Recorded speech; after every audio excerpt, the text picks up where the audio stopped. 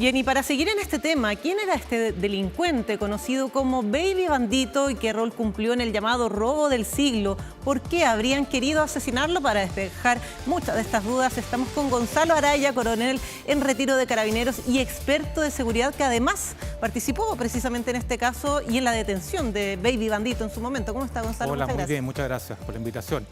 Sí, efectivamente participé en el proceso investigativo de este delincuente el año 2014, cuando se produjo el denominado robo del siglo, ¿no?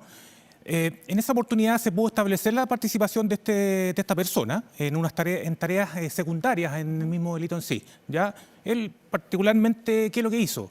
Abrió las rejas de acceso y las rejas de salida para que el vehículo que se ve en las imágenes ingresa y sustrae el dinero de la losa del aeropuerto. Y posteriormente él efectuó labores para evitar la captura de estas personas, lanzando Miguelito, e incluso un vehículo que él mantenía, digamos, fue quemado para precisamente evitar que lo detuvieran. Claro. A ver, recordemos este caso, fue, como decía Yesenia en su despacho, hace 11 años, cuando no estábamos tan acostumbrados a tener robos de características cinematográficas o que al menos implicaran cifras tan grandes de dinero. Este fue un robo en el aeropuerto de 6.000 millones de pesos, por eso en su momento se le denominó el robo del siglo. Y finalmente la participación de este joven, porque era muy joven en ese momento, ahora tenía 32 años, debe haber tenido 21, si no, claro. Fue más bien entonces la logística, pero tremendamente relevante para que esa operación saliera bien. Sin duda, en la escala piramidal de esa organización criminal que participó en el delito, este sujeto tenía una participación secundaria, pero importantísima, porque apoyaba desde el área logística el delito en sí. Claro. No fue de los que ingresaron y intimidaron y sacaron el dinero, sino que él apoyó externamente al grupo para que pudiese tener éxito total la operación. Y eso habla de la planificación que había, porque si no existía una persona que supiera cómo, dónde, cuándo cortar las cadenas o abrir las puertas, tirar los miguelitos, o sea, estaba todo muy bien planificado en este robo. Exacto, y este delito, como hablamos de una cantidad muy grande de dinero, y fue denominado el robo del siglo, sin duda que marcó un antes y un después respecto a la posibilidad de que estructuras criminales chilenas ya pudiesen cometer ese tipo de delitos. Absolutamente. Ingresando una losa a un aeropuerto, intimidando, y la cantidad de plata obviamente que lograron sacar fue muy importante en ese minuto. Claro, y un delito que además daba cuenta de una planificación bien estructurada, un análisis, una investigación por parte de ellos. ¿Cómo lograron dar con él? Porque él se va a la fuga, se va más que darse a la fuga, sale del país antes de que cualquiera pudiera identificarlo y detenerlo, y se hace conocido precisamente porque empieza a alardear de su dinero en Italia. Claro, de la estructura criminal que participa en el hecho puntual, de a poco fueron siendo detenidos, ¿no? Por un otro motivo, por registro, por cámara, por testigos, muchos factores criminalísticos que se evaluaron en ese minuto. Pero este sujeto no fue ubicado. Claro. ¿Y qué es lo que hizo este individuo? Al saber que estaba siendo identificado y ya tenía la policía detrás de él, optó por darse la fuga y salió del país. Salió del país, primeramente se dirigió a República Dominicana, a Punta Cana, y posteriormente pasó a Europa, ¿no? Y estuvo en Milán, ahí fue como su base o su lugar de domicilio, y se movió por Europa, digamos, mostrando en redes sociales todo el dinero, quizá ostentando del lujo del dinero que supuestamente él había sustraído también como parte en el delito. Entonces, en base a esa vigilancia que se hizo y en redes sociales, porque él se mostró, no se ocultó, se estableció y se pidió una orden de extradición cuando fue detenido finalmente 2 años después en Barcelona. En Barcelona. ¿Y cuánto dinero se cree que él se llevó? ¿Y cómo también se lleva ese dinero si finalmente uno no puede llevarse mucho dinero en efectivo en un viaje? ¿Cómo lo hacía? Lo más probable es que esta persona haya tenido una red de apoyo en la cual distribuyó el dinero y se lo hicieron llegar de una u otra manera donde estaba. Lo más probable. Recordemos que en Milano, donde estaba en un barrio, estaba habitado por personas de Latinoamérica y personas que viajan a Italia básicamente a buscar trabajo, qué sé yo, migrantes. Pero este tipo tiene que haber contado con un sistema de apoyo de tal manera que él pudo utilizar el botín recaudado de su parte y ostentarlo como lo hizo, sacándose fotos en lugares turísticos, presumiendo de lujo y finalmente lo que lo condujo, esos lujos lo condujeron a que fuera detenido finalmente en Como Barcelona. muchas veces hemos visto en el caso de las personas que se dedican al delito, que ostentan en redes sociales y finalmente caen por eso. ¿Hay alguna estimación de cuánto dinero le correspondió por este atraco? La verdad que en el mundo del AMPA, en este tipo de delitos, los delincuentes no hablan de cantidades de dinero. Es más, tenemos en este caso que el dinero no ha sido recuperado hasta la fecha, ¿no? Se recuperó una parte muy mínima y aún el resto del dinero se sabe dónde está. Muchos de ellos lo entierran, hay muchas teorías al respecto, que lo entierran, lo guardan, esperan cumplir condena y posteriormente a eso lo recuperan, lo trasladan ante familiares, qué sé yo. Y en este caso puede que haya tenido una estimación de sobre los 50 millones de pesos que puede haber el rescatado como parte de pago, no sé. Por lo bajo, para haberse ido a vivir 2 años a Europa, uno esperaría que mucho más con la ostentación también que hacía. Y no era la primera vez que estaba en Europa, él había viajado anteriormente al delito a Europa, entonces sabía dónde iba. Se hablan de que este delito, robo del siglo, después hubo otros robos del siglo, pero este fue el primero que se conoció ahí, 2014, fueron 6.000 millones de pesos. Acá lo que ustedes planteaban es que una de las teorías es que él pudiera haber dividido el dinero entre una red de contactos, familiares, que hiciera más difícil seguir la ruta del dinero. Claro, es lo que generalmente este tipo de organizaciones criminales hace.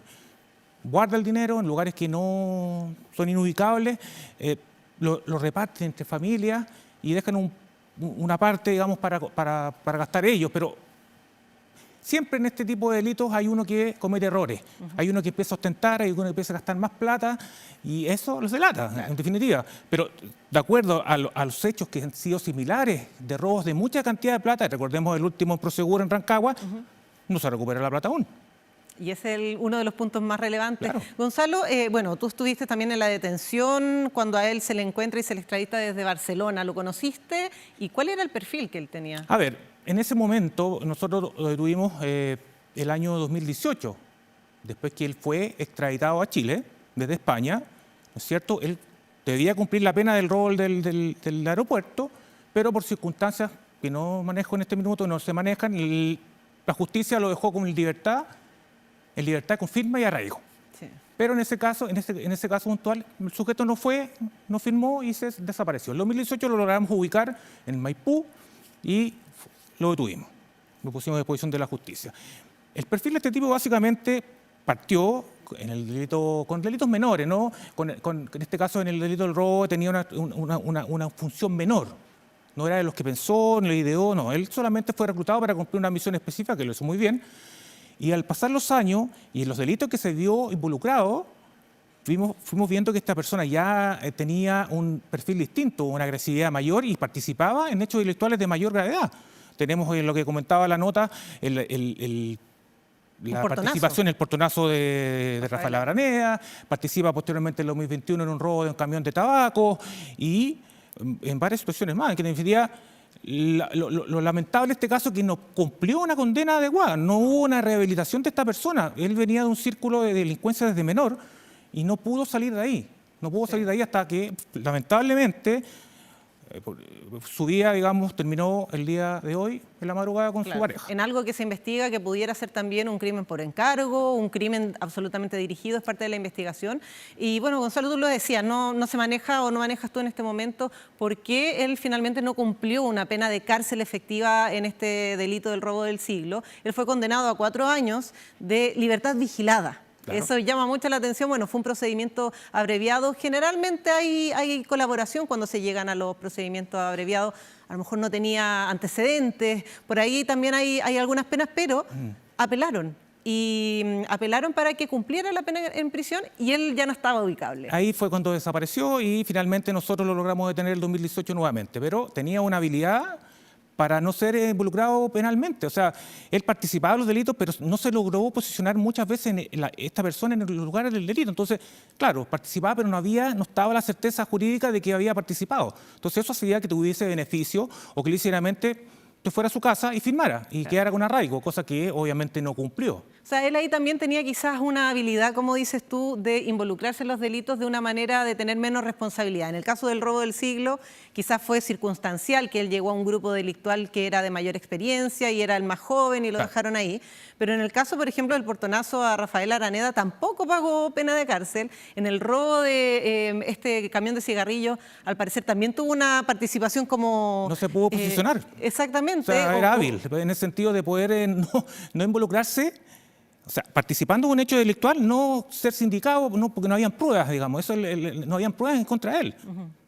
Claro, y en una de las penas por estos últimos delitos fueron 81 días de un trabajo social. Comunitario, o sea, que hizo en San Antonio. Creo que asistió a algunas y el resto no asistió. Claro. Pero no habían penas que lo pudiesen hacer sacar de circulación, por decirlo de alguna forma. Un hombre de 32 años que vivió su vida cometiendo distintos tipos de delitos, que no pagó por ninguno de ellos, y que murió además en una situación, no se habla de enfrentamiento, se hablan directamente de un ataque hacia él y su pareja, que se está investigando ahora, pero que además llama la atención que él iba, por ejemplo, en un auto BMW. Sabemos que esa marca ya de por sí son autos bastante costosos.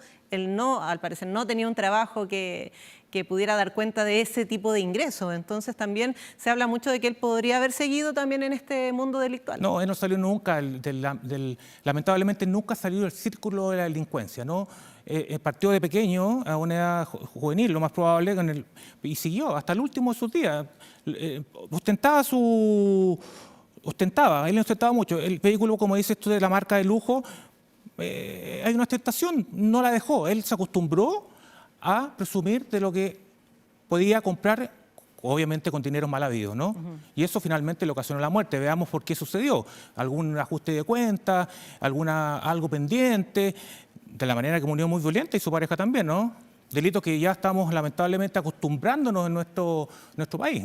Sí, acá además este delito del robo del siglo, como comentábamos, se le denominó de esa manera en un inicio, porque no estábamos tan acostumbrados a ver delitos tan planificados, de tanta cuantía.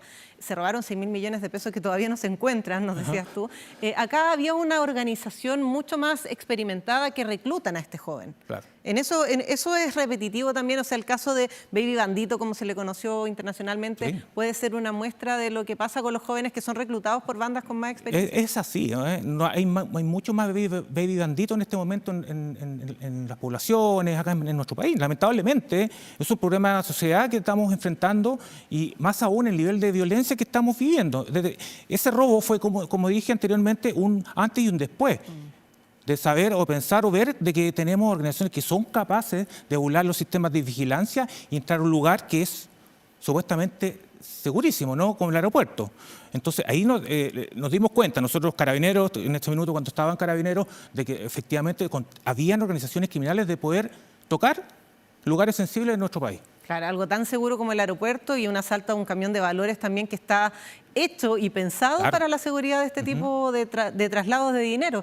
Ahora, esta organización, este grupo delictual que realizó el robo del siglo donde participó Baby Bandito, ¿los otros integrantes también después se fueron viendo en otras situaciones? ¿También se quedaron con el dinero y no se sabe dónde está? A ver, de los participantes todos fueron detenidos, ¿no? 6 fueron detenidos y fueron condenados. Ya en sus diferentes niveles por su participación en el hecho puntual. O sea, no quedó impune. El delito no quedó impune. Lo que sí que está, digamos, aún sin saberse el resto del dinero, ¿no? Ese es el misterio de dónde está el dinero. Se presume y hay teorías y uno puede especular de que está escondido, que lo fueron a enterrar, que lo tienen familiares, pero al momento ellos, es que espera el delincuente cuando comete un delito de esta magnitud, que va a ser muy comentado, va a ser muy visualizado. El delincuente sabe que el dinero tiene que esconderlo. En estos delitos grandes sabe que el dinero tiene que esconderlo, porque si no lo puede, digamos, dejar en un lugar visible, porque él espera cumplir condena y sale una vez cumplido y va a buscar su dinero. A buscar su dinero. O sea, una persona puede haber sido condenado por esto desde 5 a 10 años de cárcel, 15 entre los... Están dispuestos a pagar ese costo por asegurar el futuro de su familia, de su grupo familiar. Y en ese sentido todavía podrían, cuando algunos de ellos, no sé si algunos ya han salido u otros salgan, ir a buscar esos dineros. Sí, claro. Y ahí también tiene que haber un trabajo policial, me imagino yo, de hacer un seguimiento. No se deja nunca de investigar este tipo de hechos, por esta causa en especial y donde hay dineros que aún no se recuperan, no se deja nunca de investigar y siempre hay información que nos puede llegar. Porque de alguna u otra manera este tipo de delincuencia se comete errores. Comete errores, ostenta o comete alguna compra, cosas, qué sé yo. Tiene que sacar la plata, limpiar la plata. Entonces, en algún momento cometen algún error y tienen que actuar las policías para poder detener al resto y no quedar impune en lo que es el robo en sí del dinero, ¿no? Claro. Un caso, Gonzalo, que llama la atención y que da para hablar, porque la experiencia de Baby Bandito, que se hizo tan conocido por esta serie de Netflix que retrató su vida, también da para analizar un poco más profundo qué pasa con los jóvenes que se ven involucrados en este tipo de grupos delictuales. Gonzalo Araya, coronel en retiro de Carabineros, muchas gracias por acompañarnos. Gracias por la invitación. Muy buenas tardes. Gracias.